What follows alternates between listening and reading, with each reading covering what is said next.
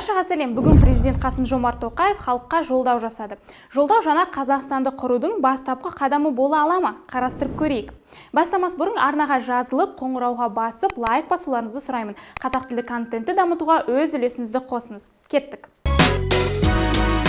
Сонымен жолдаудан білгеніміз бойынша алдағы уақытта бізді көптеген өзгерістер күтіп тұр. Конституцияға 30 өзгеріс енгізілетінен, жаңа облыстар пайда болып, депутаттар саны азаюына дейін ауқымды өзгерістерге бет бұрамыз. Бүгінгі жолдауда мен байқаған ерекшеліктер де орын алды. Бұл жолдау алдыңғы жолдаудан өзгерек. Неге? Өйткені бұған дейін үнемі атауы мол үміт беретін бағдарламалар болмады. Яғни баса назар нақты қадамдарға аударылды. Бұрын Тоқаев қазақ тілінде тек жалпылама дүниелерді айтып, негізгі мәселелерді орыс тілінде жеткізетін. Бүгін біраз болсын қазақ тілінің көлемі ұлғайғанын байқадым. Жолдау сайын Тоқаев сөздерінің маңыздылығы мен салмағы да жоғарылап барғаны айқын көрінеді. Сөз қаңтар оқиғасынан басталды. Бұл билікті құлату, ішкі және сыртқы жаулардың ымыраға келіп жасаған қастандығы делінді. Іштен шыққан жау жаман демекші, өзіміздің жоғары қызметтегілер сатқындық жасап, халықты арандатты деді. Жалпы бұл жағдай бойынша тергеу әлі де жүріп жатыр. Әрі бұл ұзаққа созылатын процесс екенінің бір дәлелі жақында тергеуге алынған лауазымды тұлғалар. Президент бірден егер аталған реформалар тек қағаз бетінде ғана болатын болса, оның ешбірінің пайдасы жоқ, оны жасаудың қажеті жоқ деді. Яғни бүгін аталатын реформалар міндетті түрде жүзеге асырылуы тиіс, қатаң бақылауда болады деп ескерілді. Сонымен енгізілетін бастамалар келесі.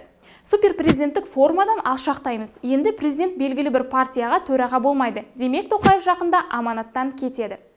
Президенттің туыстары саяси мемлекеттік лауазымдарға тағайындалмайды. Квота саны қысқарады. Президент айтпақшы, сан емес, енді сапаға мән береміз. Мерзімнен тыс сайлау өткізу үшін жаңа партияларды тіркеу қажеттелінді. Ал енді партия құруды көздеп жүргендерге тамаша мүмкіндік. Партияны тіркеу шегі 20 мыңнан 5 мыңға қысқарды. Демек алда жаңа есімдер, партиялар толастайтыны анық. Міне жолдаудан соң бірден қоғам белсендісі Мұхтар Тайжан Жер қорғаны партиясын құратынын жариялады. Есіңізде болса, жақында ғана Санжар Боқаев Намыс партиясын құрды. Қазақстанда енді 20 облыс болады. Облыс атауларын естіп үлгерген боларсыз. Негізі 1997 жылға дейін бізде облыстар бұлай аталған еді. Яғни бұл тарихқа бет бұру, қайта жаңғырту. Әрі бұл бастама елдің көңілінен шығатыны мәлім. Өз бюджетіне ие аймақ жылдам дамитыны сөзсіз. Оған дәлел қарқынды дамып жатқан Түркістан облысы. Жалпы орталықсыздандыру, яки орталықтан алшақтық өңірлерде жаңа көшбасшылардың тәуелсіз есімдердің пайда болуына апарады. Бұл тұтас картинаға оң әсерін тигізетіні анық. Мемлекет басшысы сөз соның көзқарасымыз әртүрлі болғанымен ұлт бір деп қайырды. Бүгінге осы. Қосар ойыңыз болса, видео астына қалдырып кетіңіз. WhatsApp, Instagram желілері арқылы таныстарыңызға таратуларыңызды сұраймын. Бұл сіздің бірнеше секунд уақытыңызды ғана алады, ал мен үшін бұл өте маңызды. Қолдауларыңызға алдын ала алғыс білдіремін. Келесі кездескенше.